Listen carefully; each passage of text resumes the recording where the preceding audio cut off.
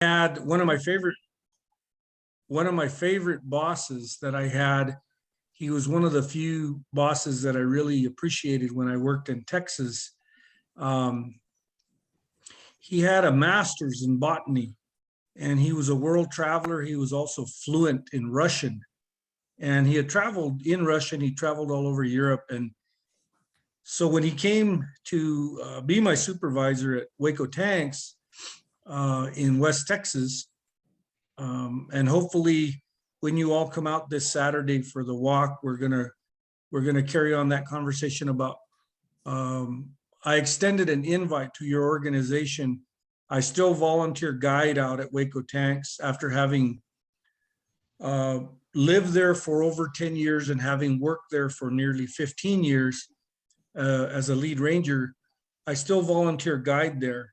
And so I offered your group a guided tour, guided visit out there with a focus on native plants, and especially a plant that grows there and probably now in all likelihood grows nowhere else in the world uh, except for Waco Tanks. So this particular boss that I had, he asked me if on our lunch hour, if we could walk around and if I could show him and teach him the common names of plants, of native plants. And he in turn would try to show me the scientific names, and the phylum and the genus and all that. And so Texas being Texas, unfortunately, he got dismayed after about a year, and he decided to move on to other things. And so we took our final walk, and I said to him, I hate to tell you this. I said, maybe I'm not a good student. I said, but the scientific names and the genuses and that haven't really stuck with me. And he says, you know what, Alex? He said, people come here from all over the world. And unless they're scientists, they want to know the folklore. They want to know the common names, and they want to know the cultural ties to these plants. Unless they're doing research or writing a book or something or working on a degree. And so when he said that, and because we'd already worked together for about a year and I felt a lot more comfortable with him, I shared something with him and we both got a good laugh. I said, I feel a lot better now about not having learned a lot of the scientific names. I said, because it never really made sense to me that all of our native plants have been given these Greek and Latin names when the Greeks and the Romans were never here.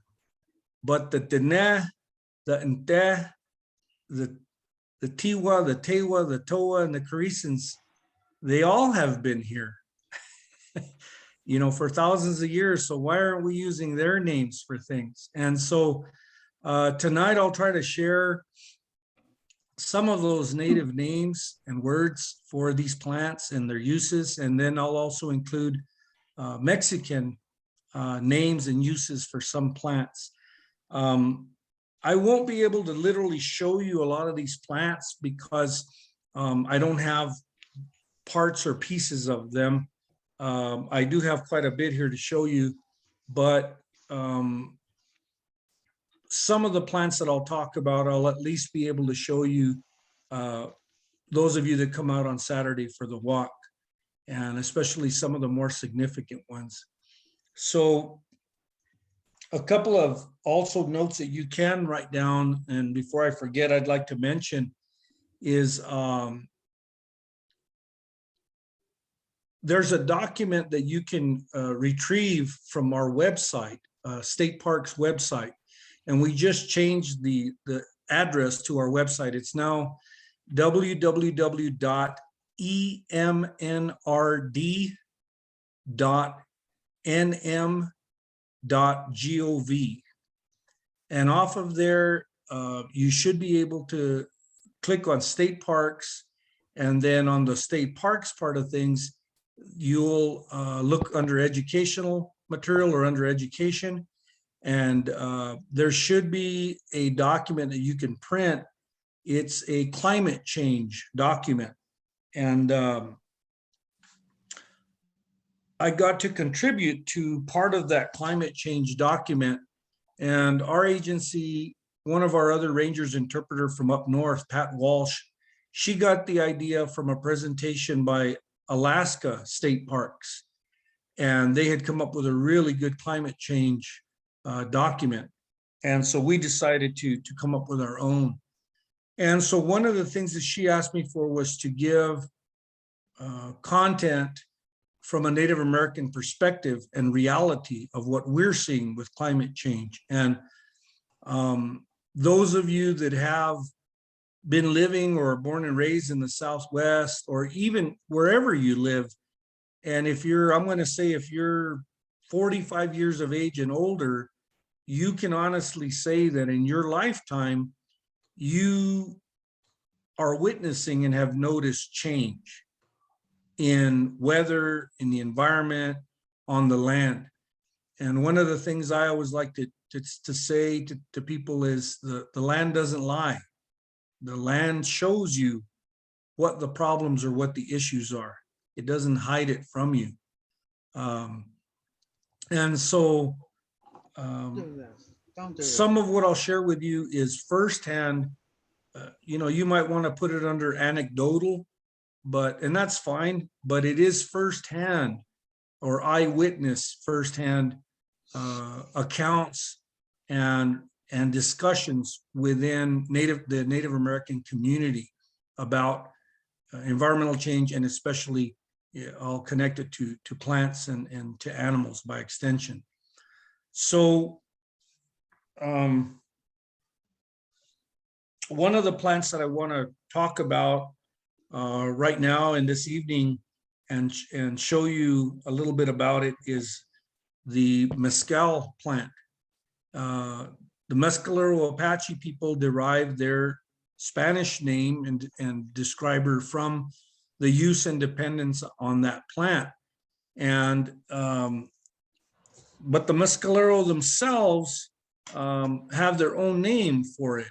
And they call it inata. And that word can also be used by changing the inflection of it slightly, just in generic terms, in general terms, for food. And we call, and sometimes they refer to themselves as Naxcali, the Mescalero. And the Spanish noticed that they would go out looking for this plant, and they would look for it at a particular time of year, which was usually about May.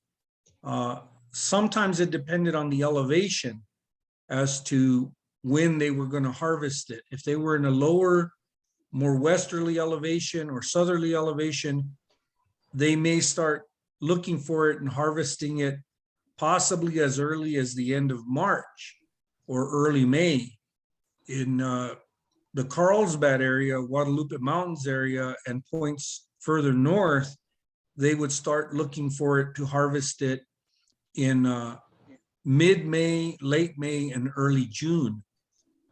And the timing of harvesting it would also depend on whether they were wanting the stalk, the appearing stalk in the center of the plant, which was really high in sugars and energy food, or if they wanted to harvest the plant before the spike or the stalk began to appear.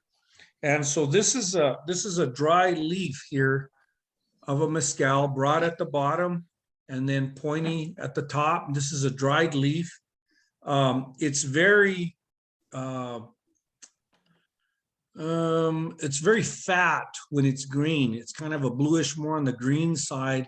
It's very fat, very full of moisture, but it's very thick with fiber, and the fiber will run all the way from the bottom of the leaf all the way to the tip. And it's very strong fiber. And so to distinguish it from other plants, I've brought some other examples. This is a stalk from a thickleaf yucca or a Torres yucca. And this is the point here at the end. And then you go down the shaft and you notice there's little curly, sinewy barbs, but they're soft. They're not going to really stick you. They do have a little bit of a barb at the end, and then this would be the bottom end. So this is a dark green when it's on the plant. It also has fiber, thick, strong fiber that could be used for cordage. And this is another example. So a lot of times people that are new to the Southwest will confuse this plant with sotol. And sotol does not have those hair-like fibers on the edges. It has razors, in-curving and out-curving razors. And it's in a totally different family. It also shoots a spike and flowers, but it has different uses. Now, one thing that those two plants have in common, aside from the ability to use it for cordage, for either ropes or for sandals or baskets or mats, you can also make a sweet honey drink, which the Mexican people call aguamiel, honey water, and then you let it ferment, and then it becomes aguardiente, bitter water, which the implication is it's fermenting, it's turning into alcohol. So both of them provide cordage, food, and they both can produce, if you know what you're doing and you know how to do it, an alcoholic beverage. In Mexico, the sotol is often referred to as the Indian's liquor or the poor man's liquor, because it's very thick. It's a white, milky, thick beverage, and it's very difficult for your body to oxidize it. It takes a long time for your body to oxidize it. So one of the big advantages of it is you would cut 3-4 big mature sotol plants, you would hollow them out, and then all you had to do was dip your large clay mug into the center of the sotol and fill your cup. And it's pretty impressive. It'll fill and refill and continue to fill all evening.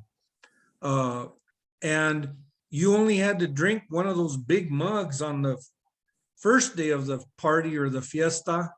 And then all you had to do the rest of the weekend was drink large amounts of water, and you would stay happy the whole weekend. So this leaf here, which is a shorter leaf, it has a spine there at the top, but it's a shorter leaf, and it'll have a little bit of barbs on the edges. It also has fiber. This is the leaf of a lechuguilla.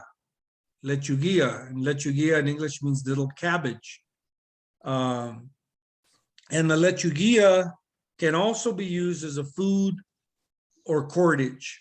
That I'm aware of, I don't know of any alcohol or alcoholic drink that can be derived from it.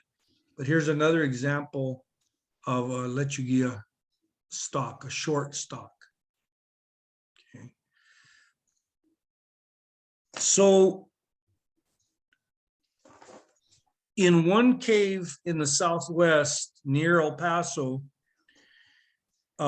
they found a hole in the bottom of a cave shelter. And in that hole, they found about 1,000 woven sandals. And they were essentially made of mostly two different fibers. They were primarily made of thin leaf yucca or soap tree yucca leaves and sotol leaves. And then the cordage would be made from either of those two plants or lechuguilla cordage to help tie them tight. And there's still a lot of theories as to why these sandals were left in that hole, but it definitely appears to have been some sort of an offering. And they were used sandals. They weren't newly made and then put in the hole. They had been used. So a lot of times people, when they see these artifacts, they say, well, you know, it's pretty crude, nothing too fancy, nothing too difficult, you know. And a lot of times they'll say, well, Doesn't look like anything too hard. So I hope that you look at cordage and these plants in a different way and give them some new respect after I show you a few items. So this is cordage. It almost looks like store-bought cordage. Here's the end. Let's see if I can get it. But this is not store-bought cordage. I'll show you the end of it. The end is still frazzled there and loose. So this is right hand twist, double twist, hand woven cordage from yucca, thin leaf yucca leaf. Okay. This piece here, as thin as it is, can hold about 30 pounds of weight for quite amount of time on it. If you kept it dry, you could probably use this repeatedly, carrying up to 30 pounds, probably 3 to 6 months. Okay.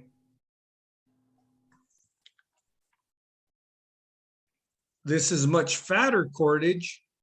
Looks a lot like what you would buy at a store, at a Home Depot or a Lowe's. This is all handmade cordage, thin leaf yucca. Okay. So this is much fatter, much thicker, same thin leaf yucca though. This thickness of cordage could hold at least 50 pounds of weight. If you kept it dry, at least 3 to 6 months of usage, maybe longer in this environment. And in the winter, they would make looms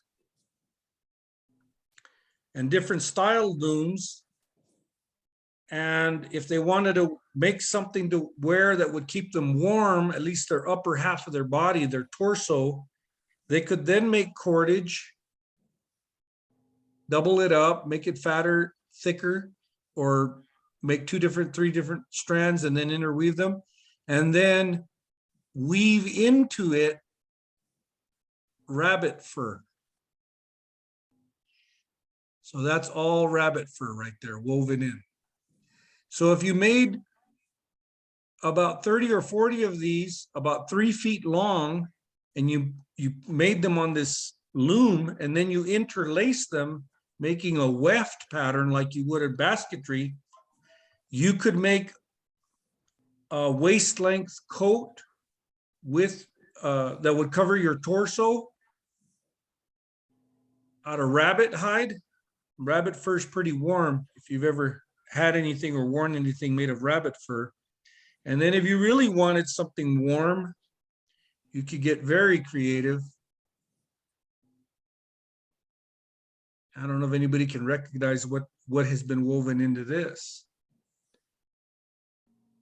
These are turkey feathers that have been woven in, turkey down, that have been woven into the yucca fiber. And turkey feathers have a unique ability. They're an insulator and somewhat a little bit of a capacitor as well. You can get a line of kids, I've done this before, shoulder to shoulder. You get the real downy turkey feathers and you put one between your hands like so, and you just hold it there for a while.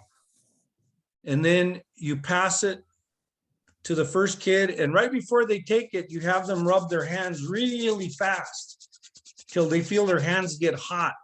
And you put that feather there, and by the time, and if all of the kids have done that and they've held onto that one single feather for a while, as they pass that feather down, when it gets to about the 6th or 7th kid, and you touch that feather, the moment they feel that feather, the feather itself is hot, and it will remain hot.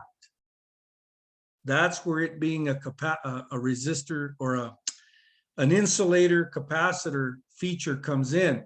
So if you have a woven coat made of this turkey feathers, the way they would use them is the younger people would put the coat on in the early evening as it was getting cold. And if they had several of them, if they had a very elderly person that they wanted to ultimately in the colder part of the night have the nicer or the bigger turkey coat, 2 or 3 people would don it first, and then they would put it on the old person. And so by the time the old person got it, it had gathered up the heat and the warmth of the 2 or 3 other people that had already worn it. So pretty impressive technology.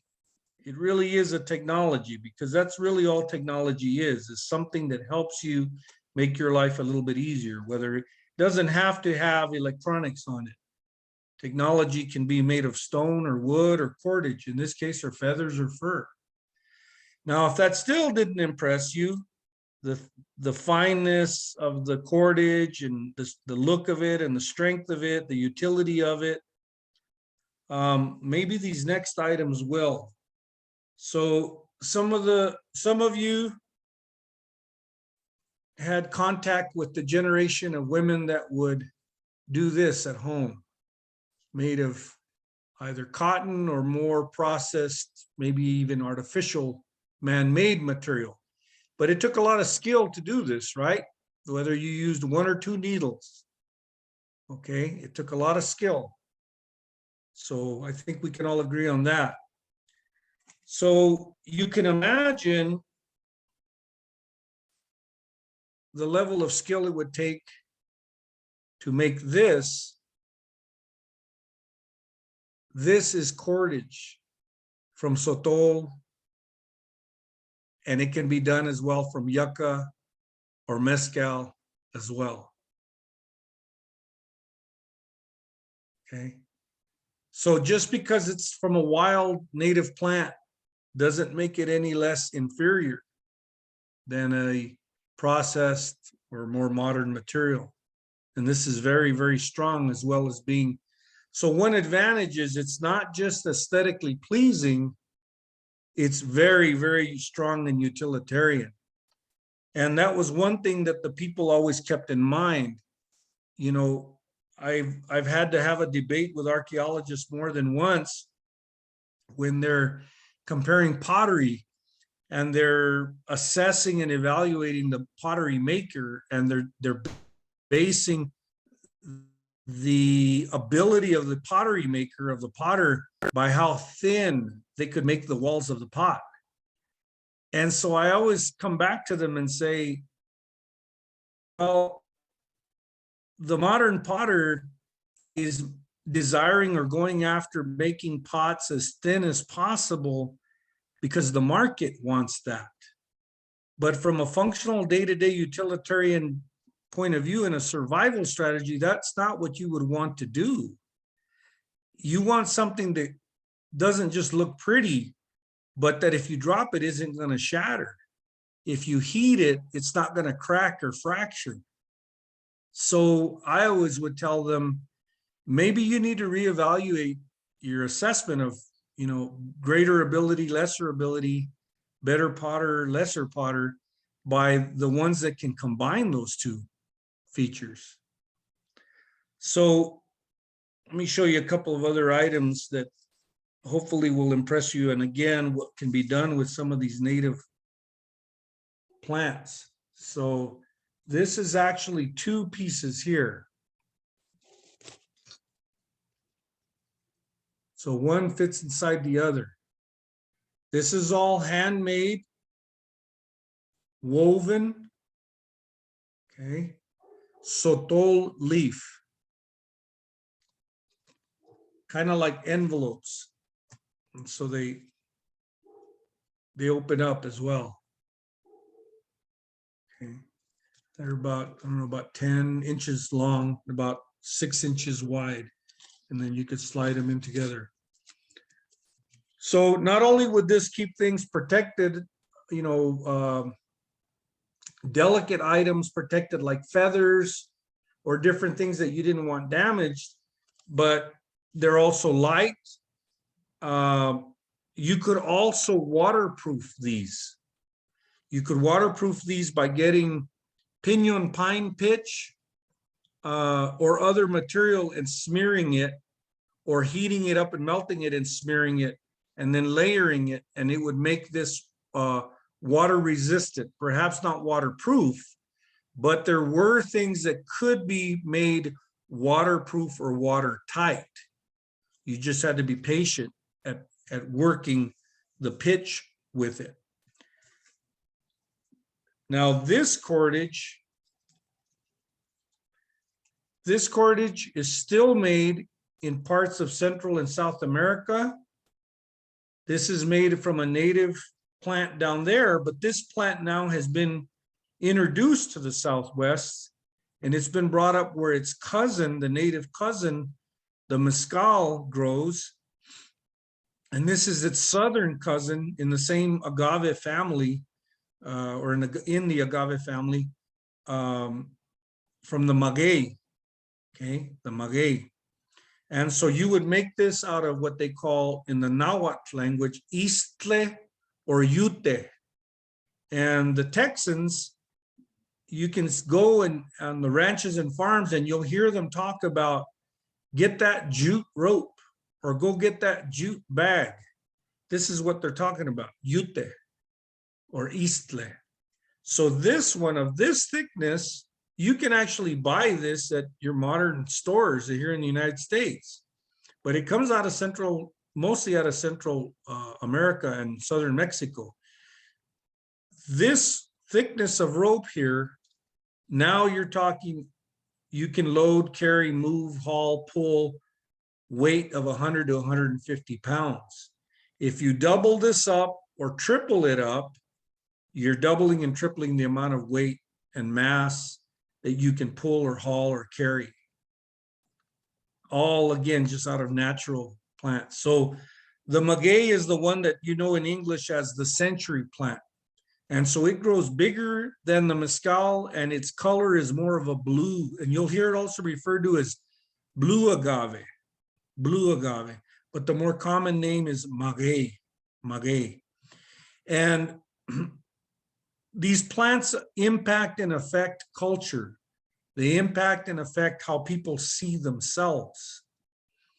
The mescalero have stories about the mescal plant. They have built up relationship with it. And the relationship is mostly on the women's side and the grandmothers. The maguey, the Mexican people, you'll usually see that the Mexican people will plant the magueys in the front of the yard of their home, usually. And oftentimes it's next to or adjacent to a rock and mortar nicho, or like a little false cave or cavern. And then oftentimes you'll see inside that little cave or cavern a statue of the Virgin Mary. Okay. Each one of those things or elements has meaning to it, and they're tied in together. And then usually in the Mexican people's yards, because on their Spanish side, they come from people that colonized and emigrated. And even though on their Indian side, they too are emigrating or migrating northward. So they'll bring with them things from the South, whether it's animals, whether it's plants. And among the plants, it's real common to see in Mexican people's yards, a plant called romero. And romero has a little purplish flower. It's got a little small dark green leaf. You can use it in seasoning for cooking, but it comes from the South. And of course, the rose bushes, the maguey, even their prickly pear. They'll bring prickly pear that are not from this far north. They'll bring prickly pear that are from further south. And they'll grow prickly pear fruit that is green even when it's ripe. Our prickly pear up here in the north they got to turn red or purple in order for us to know they're ripe. We would never think of a green tuna or prickly pear fruit. So one of the plants that they are used to from the south and the north is the mesquite. And I have a few mesquite pods here. And I don't know if the audio will pick it up, but if I got a whole bunch of them, you could really hear the rattle sound. So those are the seeds. The mesquite, you can roast it once it's ripe. One of the ways to know when it's ripe is simply go up to the tree and shake the branch, and the ones that fall, those are ripe. If you're having to yank on it or pull it off, it's not quite ripe yet. You can roast those, and then you can grind them. You roast them till they're a golden brown, and then you can grind them up and you can turn them into flour for like a tortilla type food. You can also make a drink. And there are foods that cross cultures, and that's one of their powers or abilities as plants. And one of the things I always try to emphasize with people, and you'll see it in the document that I told you could download off our website, the climate change document, is that one of the differences with Native people is that we see plants as people. We'll refer to them as the plant people. They have a life just like we do. They have a beginning, a middle, and an end. And they have power. They each have their own unique, innate power and purpose. None of them are useless. You know, we don't have a word that I know of among Native people. We don't have a word equivalent to weed, a weed. You know, we simply say that every plant has a use. We just maybe haven't figured out its use.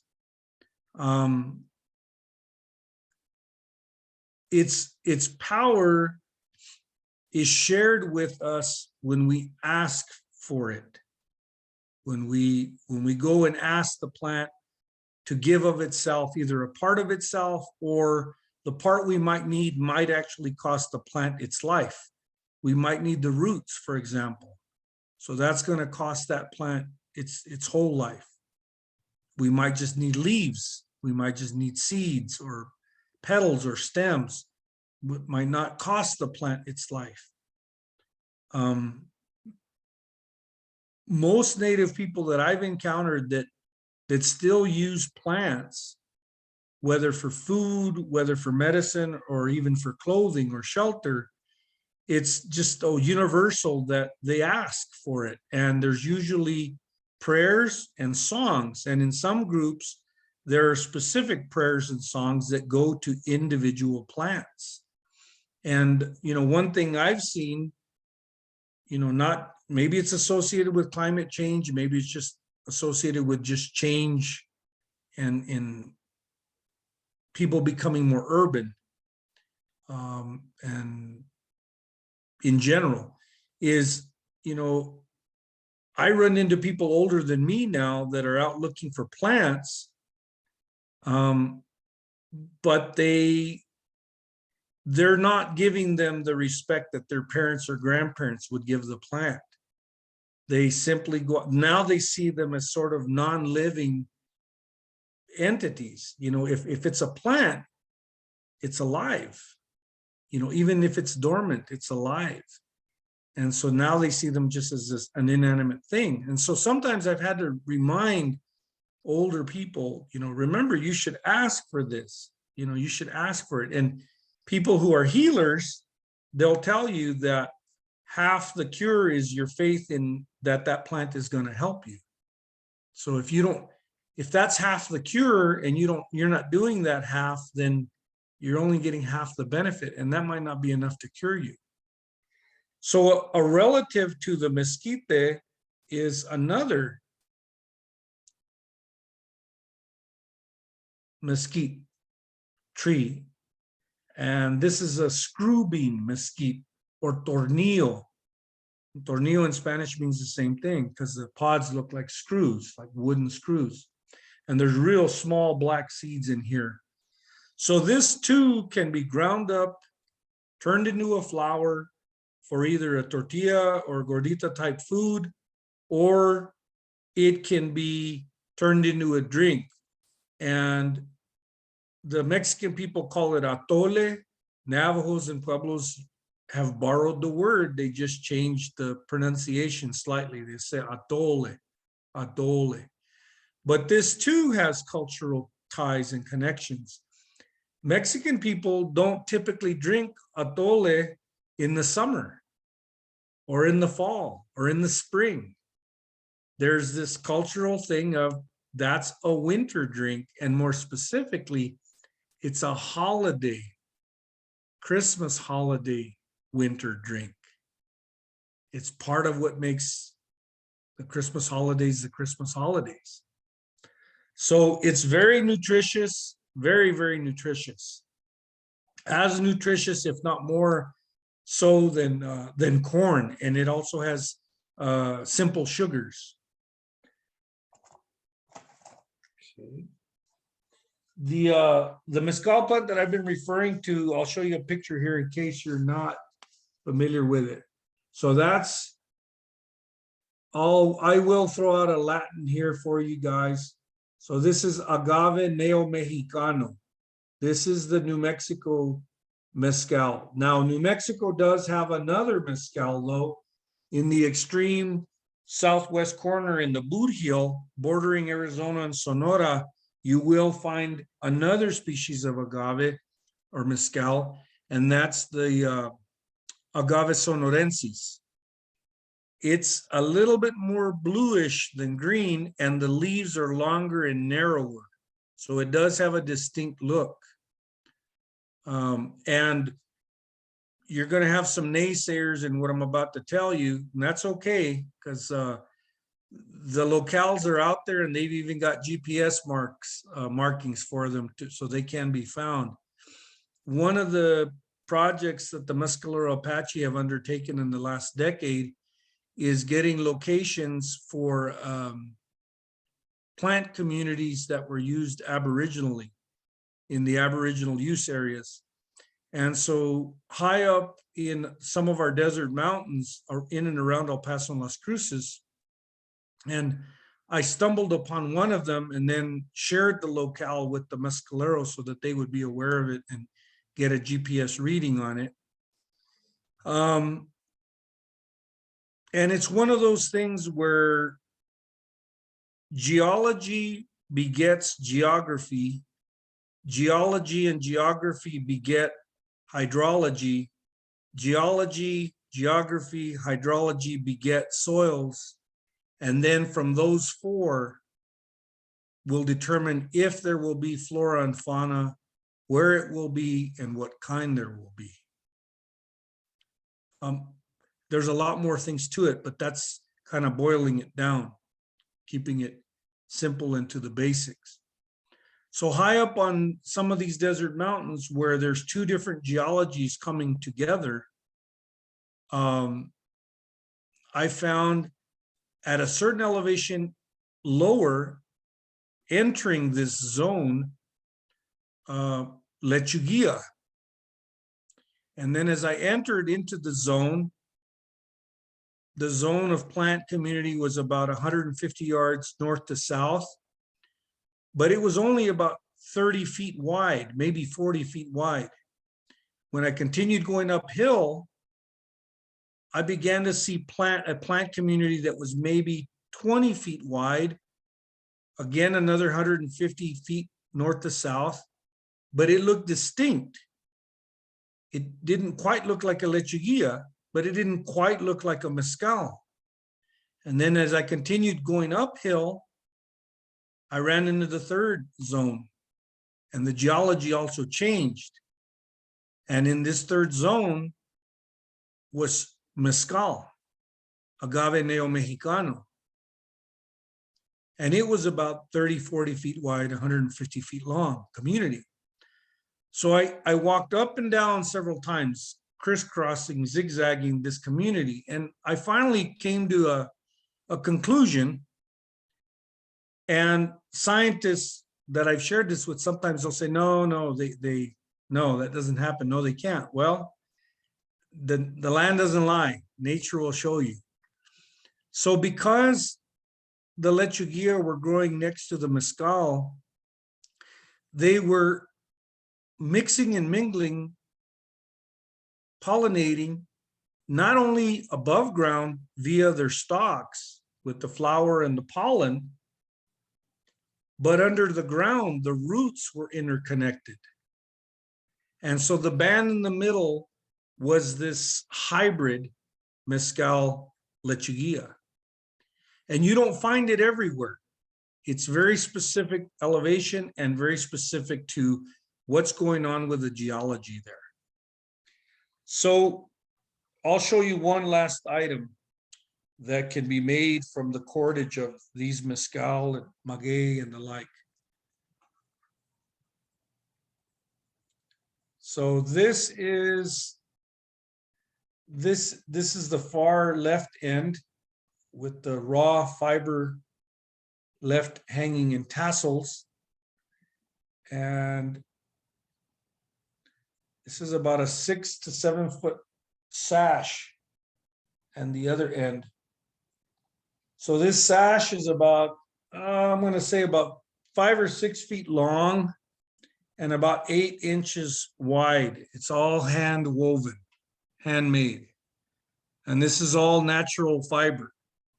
This would be from several maguey, blue agave leaves that the meat, if you will, would get hammered or stamped and cut and smashed off. The water would get drained, and then what would be left behind would be the fiber.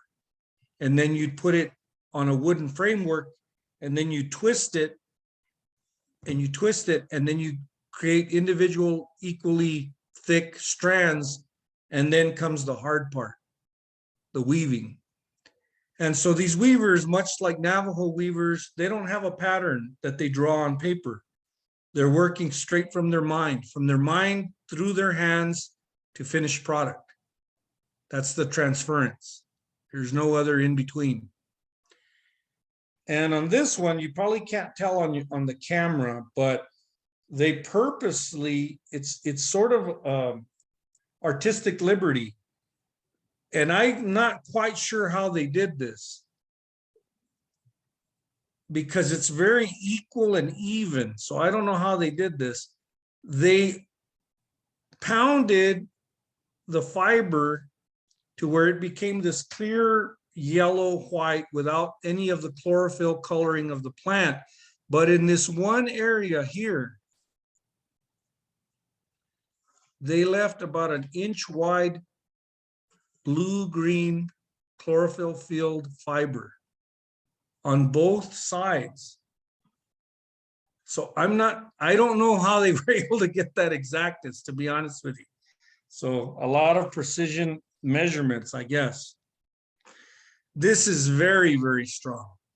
This could easily hold a person's body weight. Easily. A full-grown adult. So again, not just pleasing to the eye, but also utilitarian.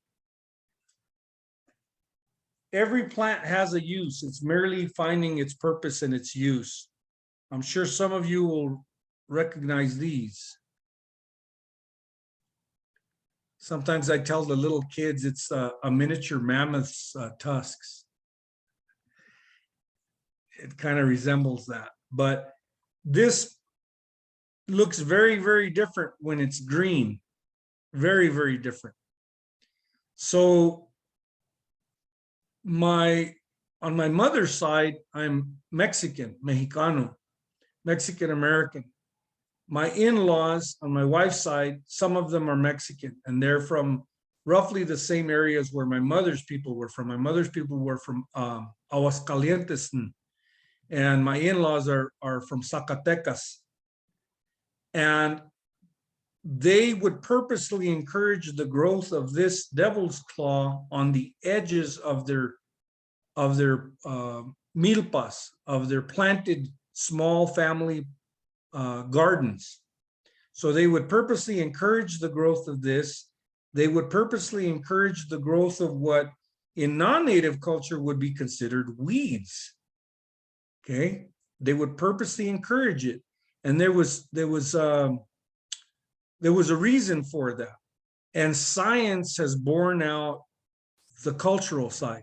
Science is backing and supporting the cultural and the spiritual and beliefs and the folklore.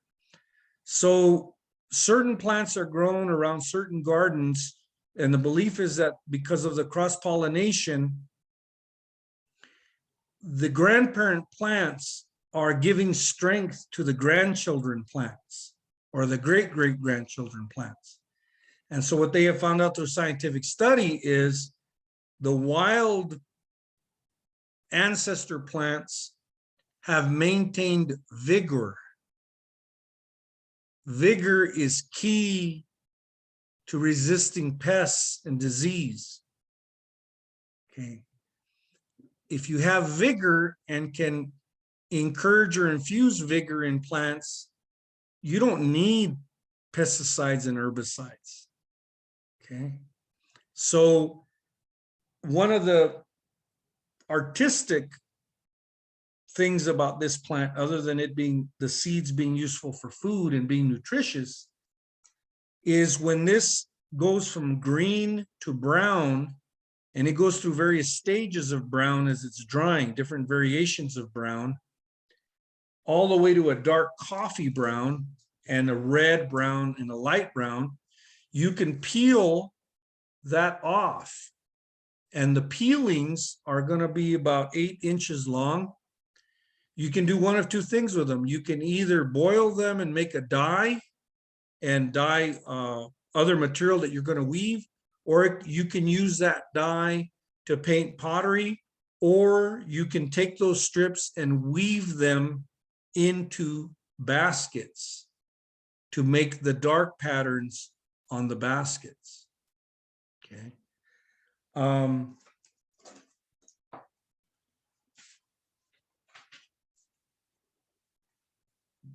This is a hand-woven basket of sotol leaves, 100% sotol leaves.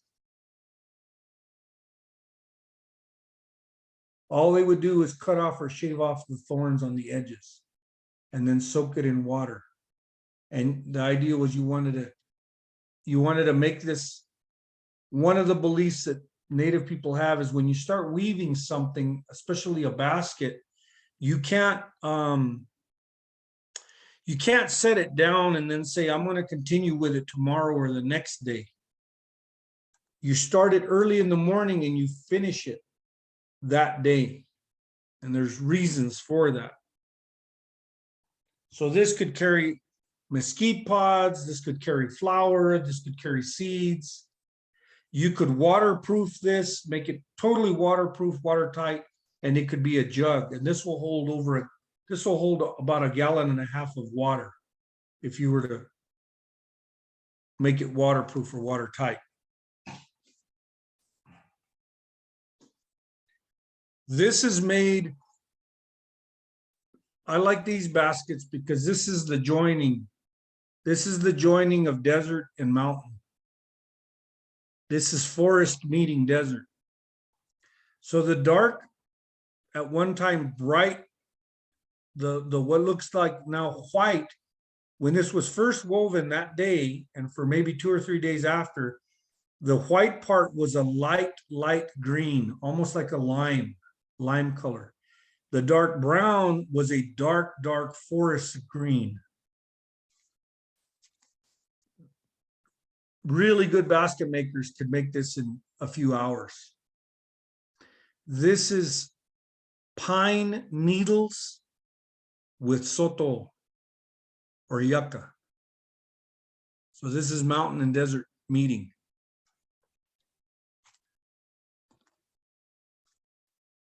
Mountain and desert meeting again.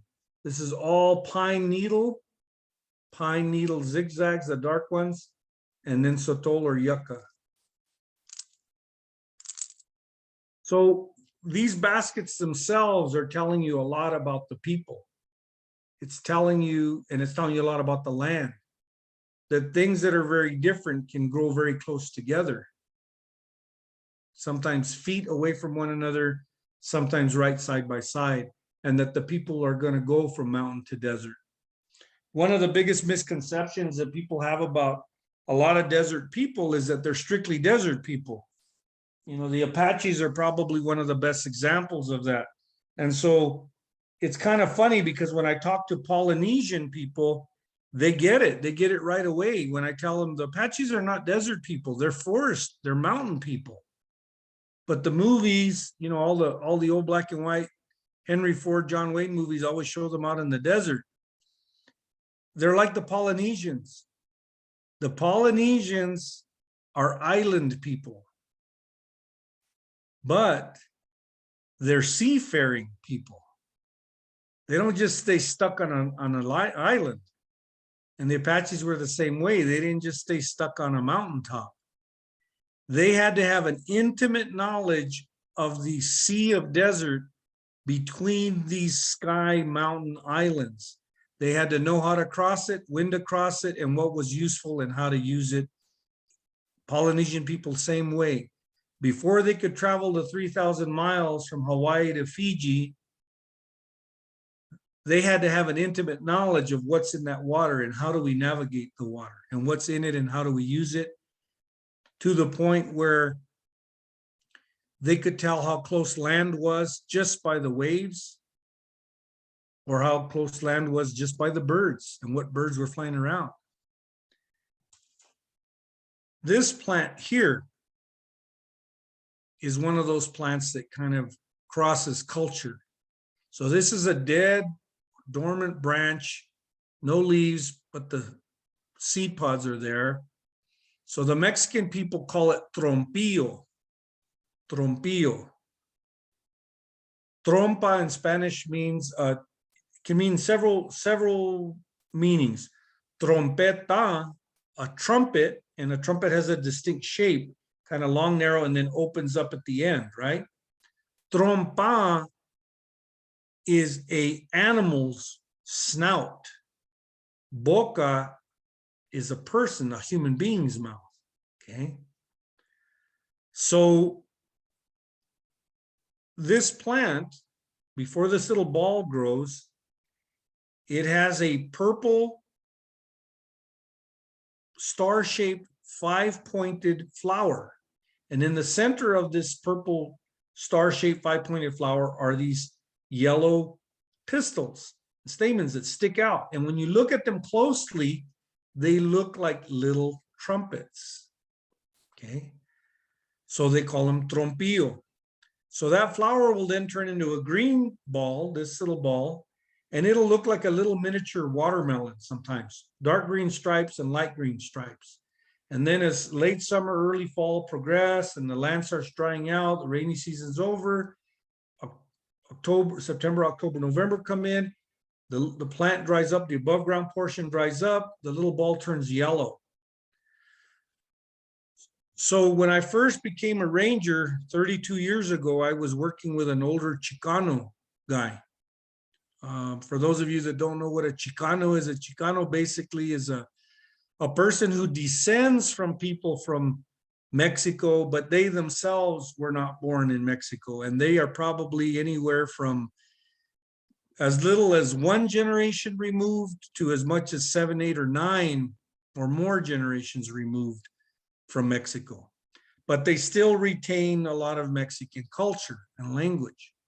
But they also have developed and evolved their own language and their own belief systems and their own ways. And they've even incorporated Americanisms and American culture. So this older Chicano guy, he grew up in the neighborhood, in the barrio, and I noticed that in the fall or early winter, he would, on occasion, we'd be out working and he'd find this plant and he'd go over and he'd take these little balls off and he'd crush them and he'd try to make them into a powder, a fine powder. and then he would snort the powder. And his firm belief was, and what he had been taught was that the body would react to this powder in a way that would cause the immune system to kick in, to kind of go into like an overdrive or to get stimulated. And so by stimulating the immune system, now if he did get exposed to a germ for a cold or the like, the body was now ready for it. And he swore up and down, and I will be honest with you, I rarely ever saw this guy even with a common cold, much less the flu or anything like that. So in English, they call this silverleaf nightshade or purple nightshade. And again, if you're familiar with the nightshade family, a little bit can be very good, a lot can be really bad. So if you like tomatoes and potatoes, you know, you like nightshade, but you wouldn't eat green tomatoes unless you cooked them and exposed them to high heat, because you're chemically altering and modifying them, making them safe for you to eat. Same thing with potatoes. There's parts of the potato you cut off and you don't eat. And again, ideally you cook it, you heat it to make it safe. Otherwise it'll be toxic. So silverleaf nightshade, purple nightshade, or trompillo. Now, the German Mennonite, Spanish-speaking, German-speaking Mennonite in Chihuahua, they probably learned from the Mexican people and the Spanish people that if you take this, it's sort of like a rennet. You can also add it to milk that is curdled, and it's part of the queso Menonita making process. It's part of that German Mennonite Mexican cheese making process. Okay, it's sort of like a catalyst. And the Mennonites fetch the highest dollar for their cheese compared to others. So there's got to be something to it. I think some of you may or may not recognize these. I've pulled them off. You might not recognize them unless you see them on the plant. So these are the seed pods that originally started off as a very soft, bright white flower on the thin leaf yucca or soap tree yucca. And then over the summer, this flower is pollinated by moths, a particular moth, bats, and then that seed pod matures, hardens, becomes a seed pod with black seeds.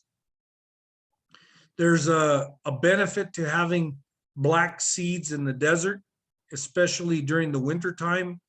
It enables those seed pods to maintain a temperature that will get them through the colder months while they're out laying on the ground or in the ground. The petals of this flower are edible in small amounts. You don't want to eat a lot of it because they're also high in saponins, and saponins can be really bad for you. But the root of this plant is a shampoo, a really important shampoo. Mexican people use it. Native people use it. Native people now mostly use it rather than on a day-to-day basis. They grind it up and they use it for ceremonial purposes, for washing the hair ceremonially. It leaves your hair really, really nice. And they call it amole. Amole. Now, don't confuse that with chicken mole. That's what you eat, okay? Think of the word mole, but just put an A in front of it. And Navajos and Pueblos, they'll say amole, amole. But in Spanish, you would just say amole, okay? Now, the seed pod, the moth and the worm, the larvae that are dependent on this, are also very important, especially the moth. They affect the entire ecosystem. Okay. Millions of these moths are food for bats and other animals. They are the primary pollinator of that yucca plant. Their larvae will also be at the base of the yucca plant. And again, they're just very, very, very important to the ecosystem. The root is also dug up by Navajo people, carved into a ball, and it's an important game piece in the traditional winter moccasin game. And the moccasin game is very important because there's a creation story tied to that. And tied to that game is language, song, storytelling, and I would even say science. So, you know, this plant is really, really important, really, really important. And you're probably more used to seeing what I just showed you more in this format or manner. Okay. And again, the leaves are also important for weaving. Now, I mentioned earlier pots and water. So this is a clay hand-woven pinched pot. So if I bring it in closely, each of those little curves is literally a finger or two fingers pinching the clay. That's how many times that manually had to be done. This is handmade. This is not machine made. Okay. So then the black burnishing is fire from firing. Okay. Now, this is a very utilitarian clay pot, but again, plants have to do with this, even though it's clay. This is tied to plants because you're going to cook plants in this. You're also to make it more waterproof and also to harden it and to make it less breakable or fragile. You would also smear pitch pine or other pitch from other plants on this, okay, the resins. So plants are also tied to clay and to pottery. Always that interaction, that interplay.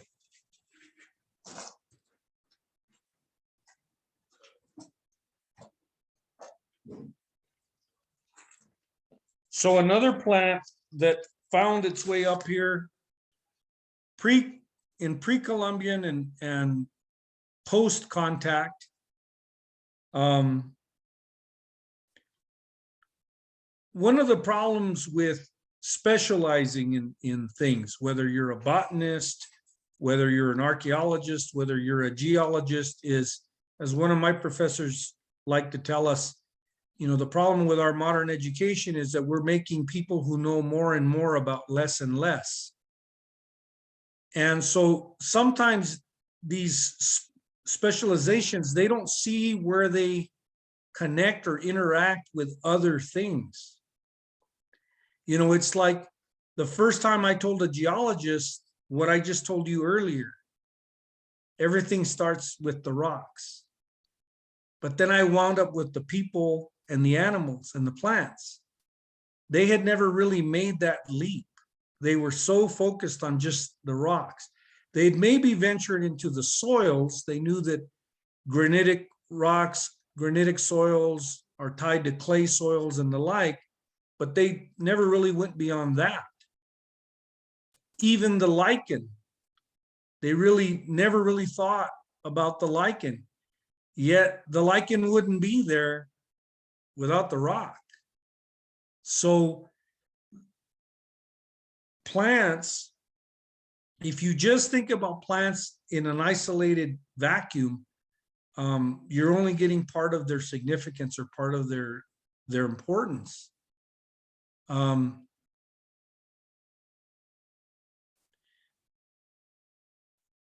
one time I went out with some archaeologists, and the purpose for us being out on the land was actually to look for UXOs, not UFOs, UXOs, unexploded ordnance.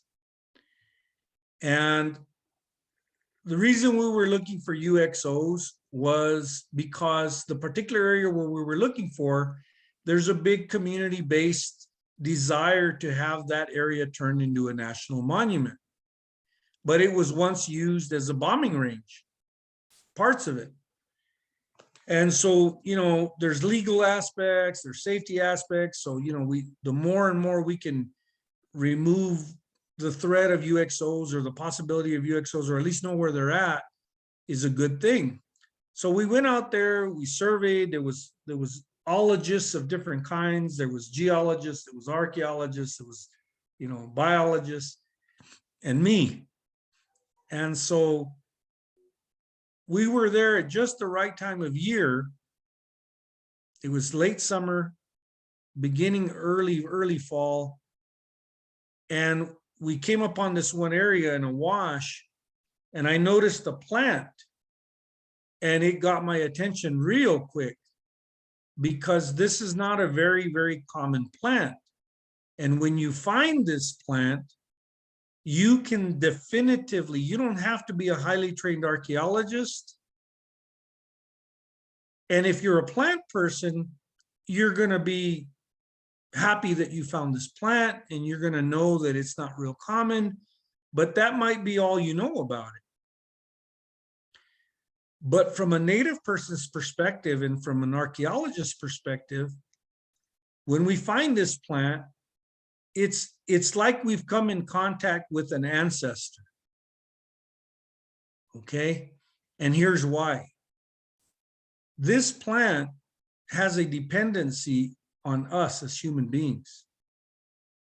It depends on us. It has a relationship with us. And where you find this plant, you can definitively say people were here. People lived nearby here. They settled nearby here, or right in this very spot. They came here, they lived here, they stayed here. And they weren't just hunting, they were doing simple farming and hunting and gathering, but they were probably dabbling in farming. And this plant is a little vine. It grows a miniature seed pod and miniature seeds. But when the seed pod opens up, and those of you that are plant people and that are into plants, especially the legumes, you would recognize it right away. And then when you looked at the seed, you'd say, this is sort of an odd shaped miniature pinto bean. And some look more like a pinto than others. There's a wide variety of them, from northern Mexico to southern Arizona to West Texas to southern New Mexico. But everywhere you find them, you're going to find archaeology. You're going to find evidence of our ancestors, our relatives. So when I find this plant, I know that I'm near the ancestors. So in English, they call it tepary bean. Tepary bean. And so the plant folks came over, the geologists came over, the archaeologists came over, and this one archaeology friend of mine, I said, this is living archaeology. I said, you might not find pottery here, you might not find arrowheads, but you probably will if you look close enough and you look hard enough. But you are finding, you are witnessing, and you are seeing living archaeology, because this plant depends on us. It only is going to be found where we have been, where we have gone to, where we have settled, and where we have lived. That's it. Yep. So I'm sure you all are familiar with the name Gary Nabhan, Gary S. Nabhan. So Gary S. Nabhan has written several books, and he's written the foreword on several books. He's come down and spoken at the El Paso Museum of Archaeology as well. I've had, for some reason, I guess we're just not meant to meet, because several friends of his and several friends of mine have tried to create situations where he and I could meet, but it just hasn't happened. So maybe it's not our time, or maybe we're not meant to meet. I don't know. But he began a seed bank in southern Arizona. But the first thing he had to do was build a relationship. And the relationship he had to build, he'd already built a relationship with plants through his research, his study, and his life. But he had to build a relationship with the native people, the Pimas, the Papagos, and others, and gain their trust.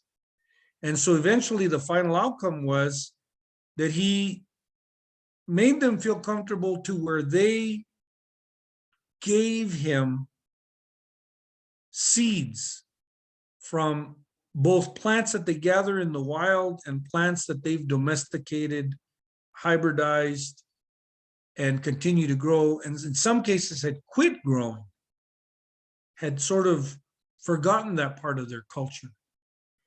And so now he has stored and saved these seeds, hopefully into perpetuity.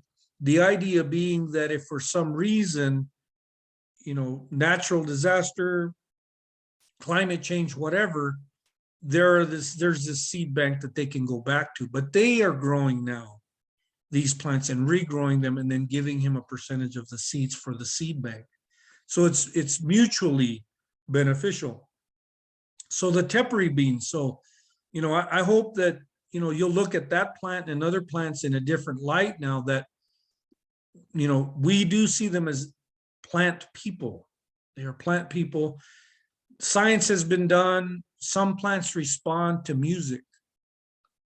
Some of your house plants respond to you talking to them, to you singing to them. Again, to me, that's just modern science proving what we've already known as Indian people for thousands of years. Okay. There's biochemical changes that occur in plants and in us when we are in close proximity to one another and when we are surrounded by them. That's a measurable scientific thing that you can measure and prove. Even the not so good, as some people would say, plants, like these guys. So you read the literature, there's a lot in the literature that would say, why would I want to have anything to do with this guy?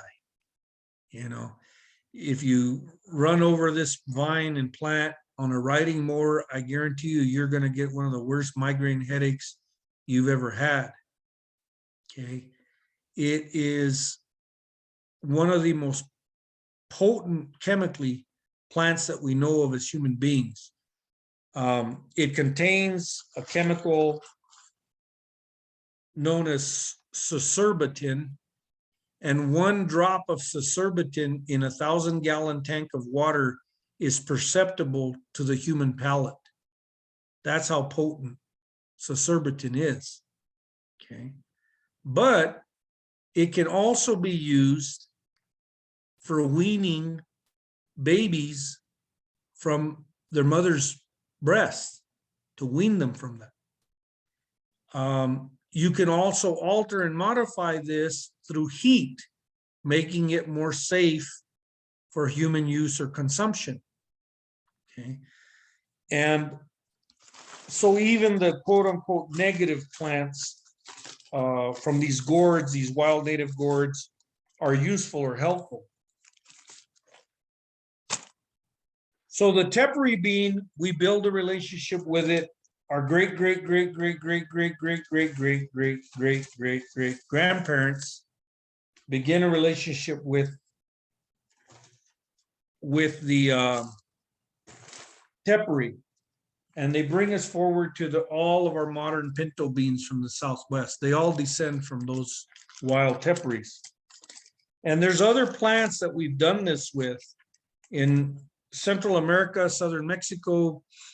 There were 2 grasses, one called by the Nahuatl speaking people, Sinteotl, and the other one called Teocintle. And by growing these two plants close together, and even sometimes going and manually sharing the pollen with your hand and causing the plants to make contact, they came up with a third plant. And over time, they continued to hybridize it, work on it, till eventually they came up with nata, corn. And corn is one of those plants that in its earliest, wildest stages can grow on its own, but now as corn, it can't grow on its own. It needs the interaction and the care and the relationship with man. And before we had the corn, we already knew how to make meal, flour. This little flour, this meal or flour here, looks very grainy. So this is 2 grinds roasted mesquite pod flour. Okay. No artificial sweetener. It's all just the natural sugars. So 15 years ago, at an outdoor market, there was a group of Anglo ladies who were selling mesquite flour. And what they had done in Tucson is they had pooled their money. This group of ladies had pooled their money, and they would rent these industrial grinders and roasters. And they would create this finished product of this mesquite flour. They touted all its benefits for glycemic index, low glycemic index, for dealing with people who had diabetic diets and were suffering from diabetes, the benefits of eating this type of flour, this type of sugar. And one of the ladies said to me, we send bags of this to New England. This is 15 or 20 years ago. She says, how much do you think we're getting for a pound of this flour? I thought to myself, well, maybe $2-3 because it's unique, it's exotic. The lady shook her head and she says, we're getting $8 a pound.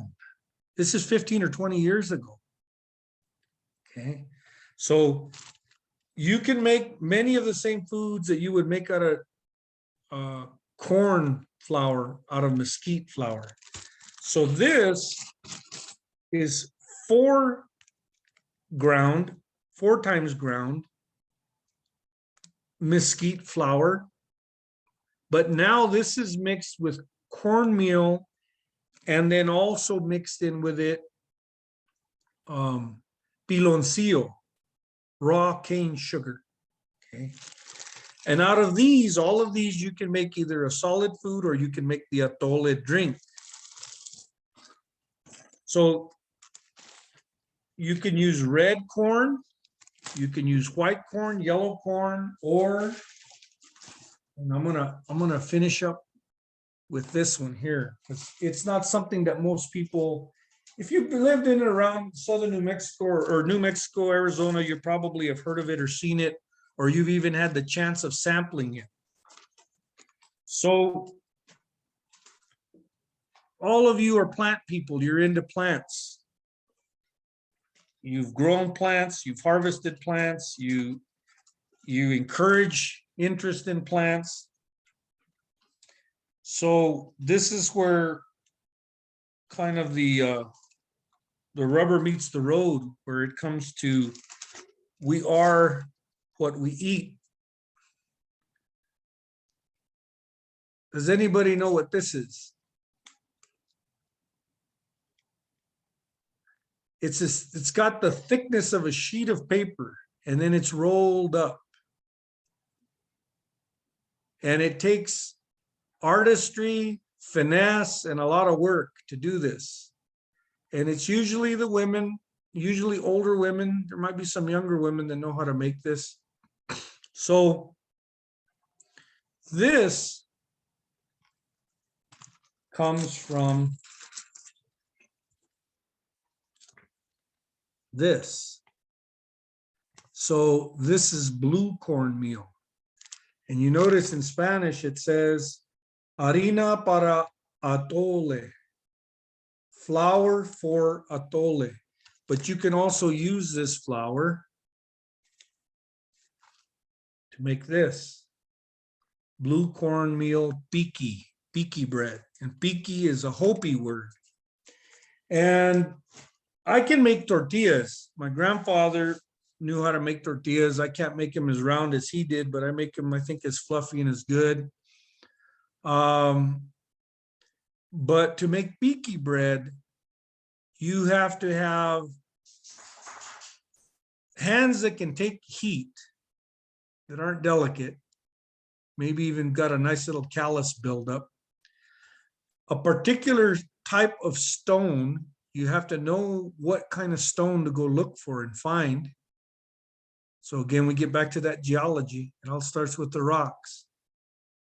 And so you go look for this stone in a wash, you bring it back, you heat it up, you put it near intense heat, expose it to intense heat a couple of times, and then you smear on it animal fat, or now in modern times, lard. Okay. You smear it. You have to put that rock in just the right distance from the heat, not too close, not too far. You sit next to it. You have your dough that you've made from your blue cornmeal. Now comes the skill and the artistry. You dip your hand in that, and very quickly and deftly, you smear the blue cornmeal on that hot rock. It's got that oil or grease on it, fat. And then just as quickly, you have to come back across the other way, catch the lip or the edge of that paper thin veneer of cornmeal, catch it and cause it to begin to roll, and then roll it into this. So this is not just food. This is not just nutrition for your body, although it is that. The Mayans,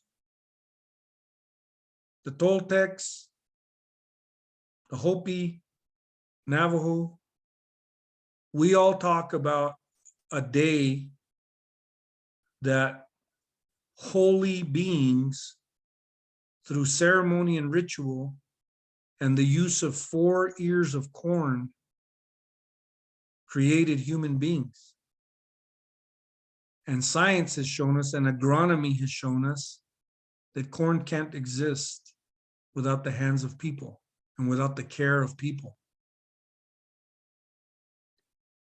And we know that over 70% of the food eaten on planet Earth today was first grown in the Americas. And corn is probably the most important one. And the legumes, the beans, would probably be a close second. So we do come from this. It feeds us spiritually. And that's where that spiritual part, that power of plants comes from. So it's not just, the physical part. So anyway, I don't know how enlightening that was. I don't know how if it added or didn't add to your vast knowledge already of plants, or your intimate knowledge of plants, but hopefully it maybe just caused you to look at it from a little bit slightly different perspective, or a little bit deeper than just these are plants. Does anybody have any questions about anything I've said, or about any plant I've mentioned, or maybe some plant I didn't mention?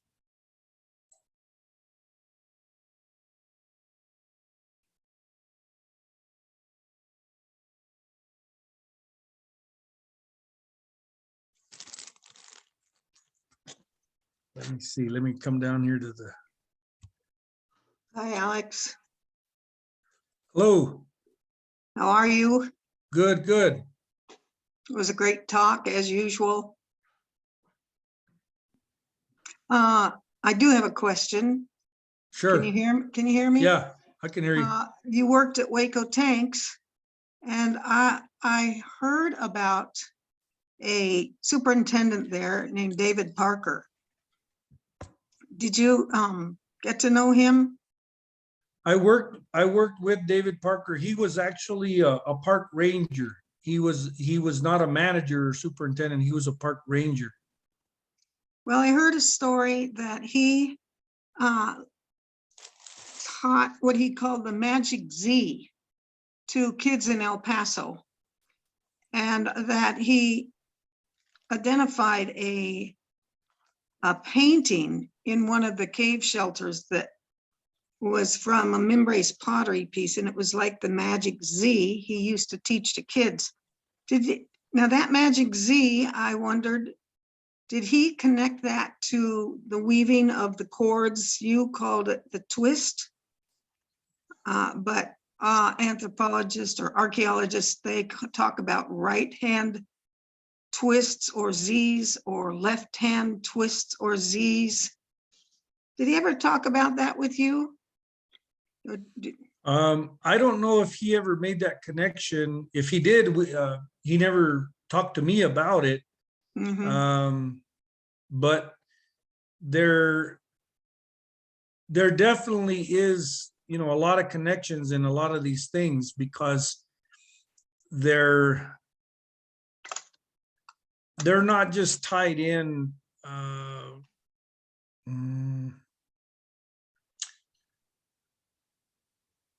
metaphorically, they're tied in physically. I mean, if you physically take apart a lot of these things and you look at them, like if you're a forensic anthropologist, you could take apart the cords and you could tell if they were right hand or left hand. Yeah. You could tell what plant was used. You could tell intent and purpose. One of the funny things about modern times, people relearning or discovering or knowing how to do these things. If you ever have a chance to sit down and watch both the lady and the man work for the Department of Cultural Affairs, the New Mexico Department of Cultural Affairs, and they both travel around the state for different events like the Festival of the Cranes up in Bosque del Apache. And they're both archaeologists. The lady has 2 or 3 native bloodlines. She's Comanche, Pueblo, Oh, yeah. and I think she has a 3rd bloodline. And then the gentleman, Eric Blinman. As far Yeah, as I know, Merrick. yeah, as far as I know, Eric doesn't have native blood, but he's an archaeologist, and he's unlike a lot of archaeologists. He doesn't just know the archaeology; he has really gone really in depth. He can make pots. He can make cordage. He can make the complete shawl or blanket of rabbit hide with woven cordage, or the turkey feather blanket. And so they really know it intimately. And one of the funny stories he shared with me is that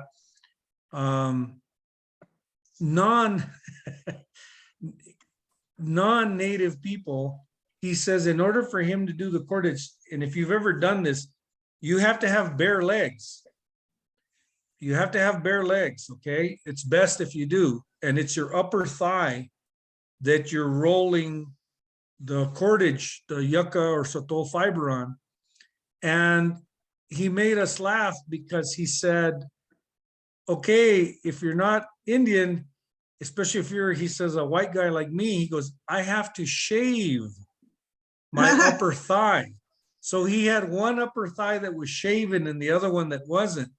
And so that was the thigh that he would roll. Otherwise, the hair would get caught up in the cordage.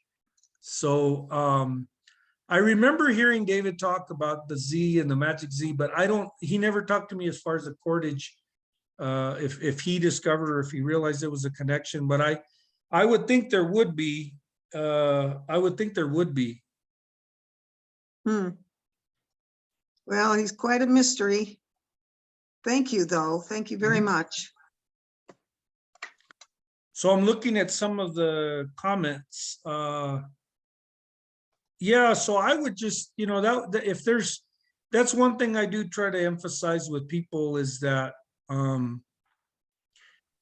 if you see these plants as living, even I'll use the English word sentient, even sentient, then when you look at them in that way, you'll understand them more and you'll understand more about them. And if you see them as for what they are, they also start to show you things that they wouldn't normally show you. And so it's sort of the idea of, if you're only looking at them as plants or weeds or noxious or not noxious or native or not native, then you're sort of only looking at them superficially and in a one-dimensional way. Whereas if you look at them as living people, as people, plant people, as almost as sentient and as having power, I'll share one last thing with you. I might not ever be able to prove this. This is just my personal theory. So, and what caused me to remember was this one comment here about the walk on Saturday. And one of the plants I'm going to focus on is the yerba mansa. Those of you who get the newsletter from the New Mexico Native Plants, there's an article in there about yerba mansa, and there's a whole organization up in Albuquerque that focuses on yerba mansa. So in English, they call it swamp root. I've even heard the term lizard tail. I don't know why lizard tail, but yerba mansa literally, when you translate it, is tame plant, the literal translation. Okay, yerba mansa, but there's another way to call the plant, especially in New Mexico. They will often refer to it as yerba del manso. So now that really gets your attention. If you speak Spanish, that does get your attention, because yerba mansa is strictly in the realm of plant, a tame plant.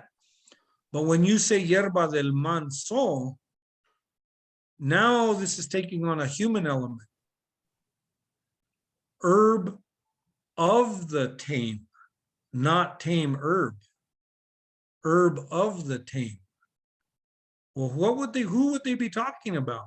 Well, my personal theory is that when the Spanish entrada comes into southern New Mexico out of northern Mexico, what will become Old Mexico and New Mexico, the people are walking, young and old alike, on foot, or they're riding for hours and days and weeks and months on horseback. If they're walking on foot, they didn't have the most comfortable shoes. Their shoes were very uncomfortable. Their socks probably weren't all that great if they had any. If they're walking barefoot or with sandals, that can get pretty uncomfortable too, especially days, weeks, months of this hot, cold weather, desert. So one of the things that modern medicine is finding out, and it doesn't matter whether you're talking cancer or diabetes, one of the biggest issues with most, if not all, of our modern diseases, there's an element and a percentage, and usually a greater percentage, of inflammation that has to be dealt with and contended with. Oftentimes, before they can even go after the illness, they have to deal with the inflammation. So modern science has shown us that if you can deal with the inflammation and tackle the inflammation, in some diseases and in some cases, you've got over 50% of it beat now, just by dealing with the inflammation. So one of the biggest benefits and uses of yerba mansa, both internally and externally, is to deal and treat with inflammation.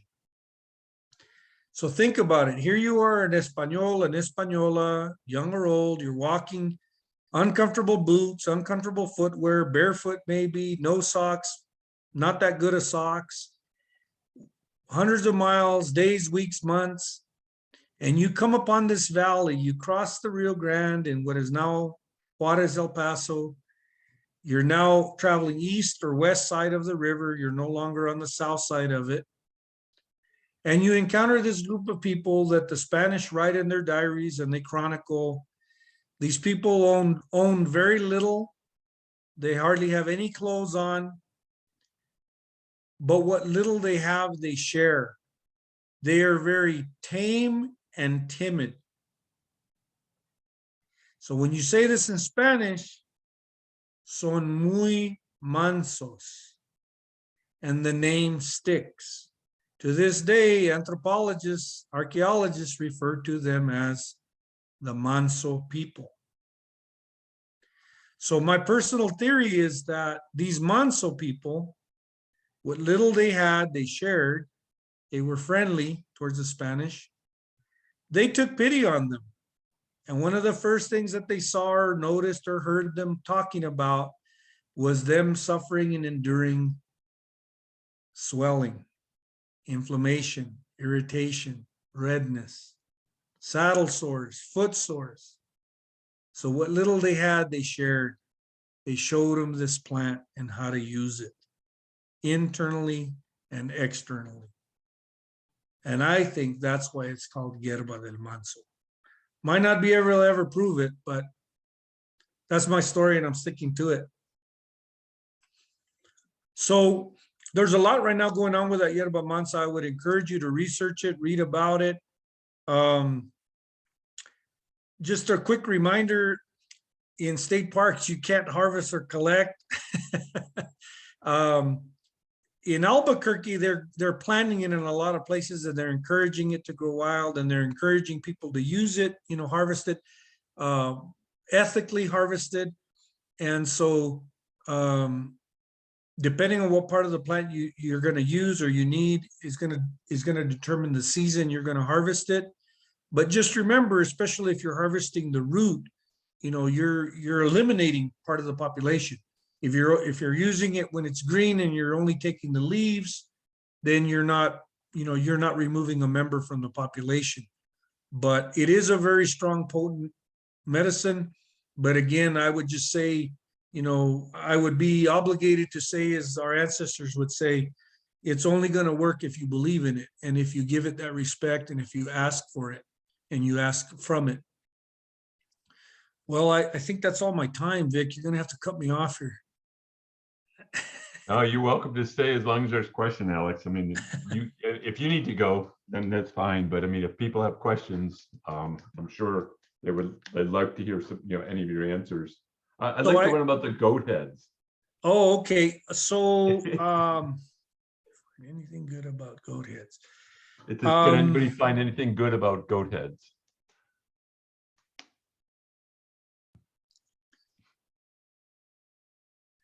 Well,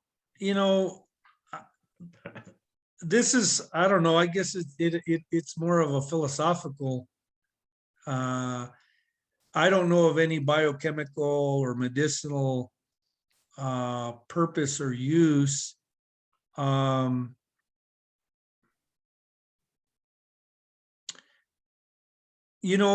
up with goat heads always kind of being in different areas and locations, and they're definitely one of those plants that has a relationship with us. It has a relationship with us. And I've mentioned it even to people that are called land managers. I've been a park ranger for 32 years. I've been referred to as a land manager, but I don't like that term. And I'll tell you why. And it ties into this goat head. We don't manage the land. It doesn't matter how informed, enlightened, educated, and knowledgeable we become about plants or the environment. Our goal should never be to manage the land. And I'm just telling you this from my perspective, 55-year-old Native American person, 32-year park ranger. The land manages itself. The land never lies. The land will always show you where the problems are.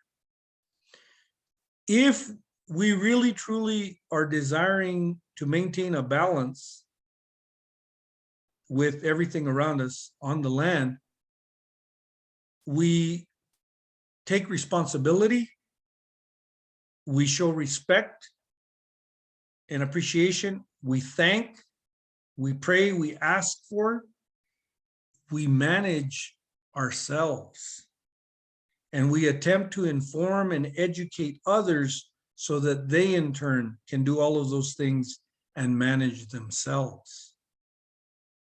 We shouldn't be in the business of managing the land. We should be in the business of managing ourselves and help others to manage themselves. Then we won't have to worry about managing the land. How does that tie to goat heads? Every parking lot, every single parking lot, interpretive tourist pullout on every paved road in the Southwest, when you pull out and you park and you look at your $1 million view, you take the photo, you capture the moment, you stretch your legs, you're going to find goat heads there, or sticker grass, or some non-native, quote unquote, non-native, invasive, toxic, noxious, whatever you want to, all those negative terms. They didn't get there on their own. We brought them there on our vehicles and on our shoes. The land didn't put them there, we brought them there. So, you know, I don't know. I'm sure that there are those that are studying and researching how to prevent that, you know, and that's kind of one of the reasons also why, again, quote unquote, land managers stress to people to stay on trails, not get off the trail, because we don't, you know, unless we're surgically meticulous about cleaning our shoes of everything, you know, we don't know what we're transporting around. At Waco Tanks, where I used to work, and hopefully we can take a guided visit out there and look at some of the plants there. Dr. Liz Walsh and her graduate and undergraduate students, one of the things that they discovered out there, their specialty, what they focus on is rotifers, aquatic life forms, both that can be seen with the naked eye and some that can only be seen under a microscope. So one of the things that they found out there, and they only found it one time, they found a rotifer that should not be there. They found a rotifer that is normally and only found in the Andes. Yet they found it in a Waco, in a Tinaja, in a pool of water, 30 miles out in the middle of the desert east of El Paso, at this longitude, latitude. So there's all these theories about how it could have gotten there. And so one of the theories is, and it's very possible, I'll pick on Mr. Freimuth and Ms. Gressett. So the Freimuth-Gressett party goes to Machu Picchu, and they wear their favorite hiking boots, and they stay there a week, and they don't realize, maybe they do, maybe they don't, that they got a little bit of dry mud on their hikers. They catch a flight, you know, 10-hour flight, 8-hour flight, whatever, back up to the United States. They rest a couple of days, and then they decide they're going to go out and hike at Waco Tanks. Well, unless they're like hospital surgically, you know, minded, where they're going to totally sanitize and scrub and clean their hikers, they wear those hikers out to Waco Tanks, and unbeknownst to them, in that dry mud, there's a tiny, tiny, tiny little rotifer egg, and they deposit it out at Waco Tanks. So, you know, all these things that can happen, you know, unbeknownst, unwittingly, you know, not realizing it, you know. So I don't know. I guess I lump goat heads in with mosquitoes. If they're here for a reason. Just because we haven't figured out why doesn't mean that they don't have a purpose, you know. I think my personal value I see to goat heads it makes me really appreciate a good pair of walking and hiking shoes. Somebody did put here, though, that they are used to reduce cholesterol and support testosterone levels. Okay. That I did not know. Is there any other questions that anybody has?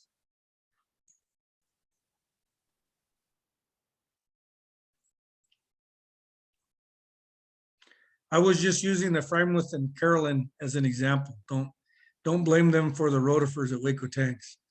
It was probably me.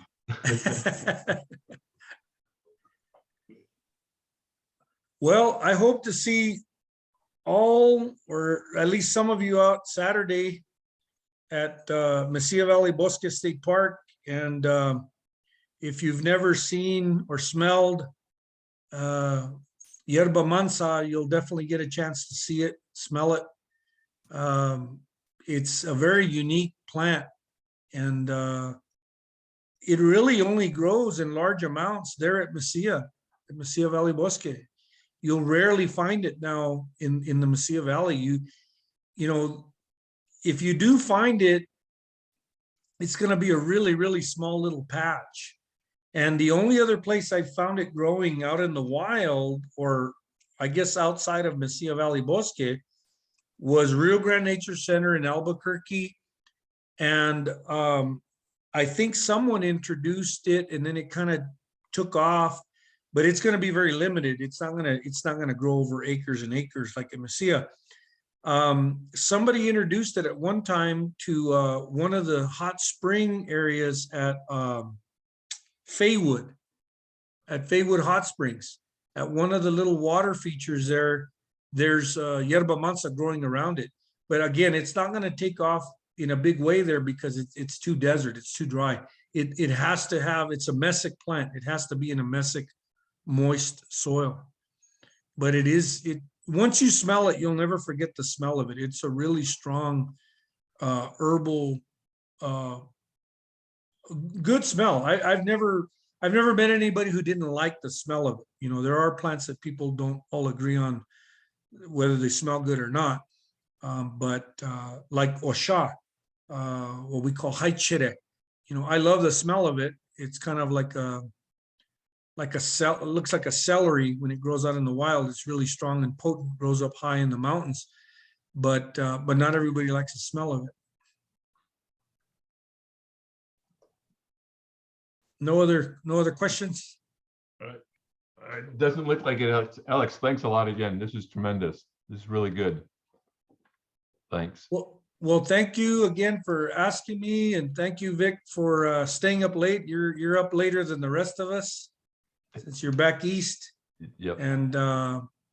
And since I got the opportunity, I don't know if Carolyn will be able to participate on Saturday, but Carolyn, since I got you guys here in the audience too, I know that you have stepped down after many, many years of being a key person with the Native Plant Society, but I just want to thank you personally for all the help, assistance, support you always given parks in reference to plants. We really appreciate it. We really appreciate it. And maybe we can walk again one of these days over at Camp Robledo. I hope you guys have gone back there since I've left. I hope you've gone back in there. And Vic, whenever you're back down in the area, Vic, look me up and Will do. we'll go out walking Thank and hiking you. around. Thank you. This is Carolyn. We'll see you all then. Have a good evening. Okay, thank you, Alex. Okay. Excellent as usual.